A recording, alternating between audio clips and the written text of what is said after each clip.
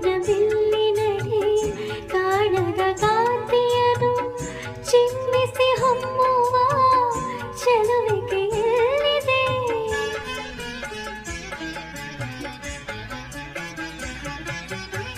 ಪ್ರೇಮದ ಸೀಮೆಯಲ್ಲಿ ಸೌರಭ ತುಂಬಿದ ಬಾಡದ ಹೂವಿನ ಕರುಣಿಗೆ ಚೆಲ್ಲಿದೆ.